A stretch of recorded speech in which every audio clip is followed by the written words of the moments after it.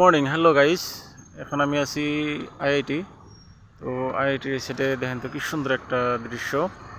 আকাশটা একদম পুরা চিকচিকা হয়ে আছে, মানে আজকে বৃষ্টি হয়েছে, বৃষ্টির জন্য এত সুন্দর আছে। তো আমার অপোজিট সাইডে আছে এই যে IIT, Indian Institute of Technology Guwahati.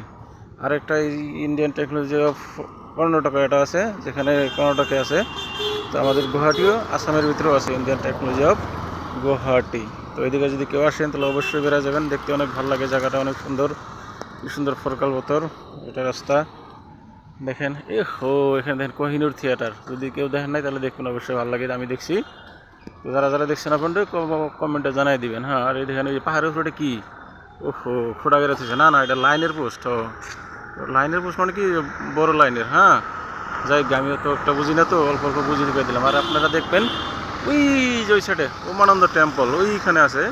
দেখেন কি জুম করে, মোবাইলটাই খারাপ, মোবাইল তো অত একটা ভালো না, তাই ওটা কী গেল, সরাই গেল ওইটা। যাই হোক আর কি, এমনি আর কি মজা করলাম একটু। তো এখন যদি এখানে আইবেন, এই সাইডে পাহাড়, এখানে গিয়ে গেলেন পাহাড়, এই যে পাহাড়ে যাওয়ার পারবেন।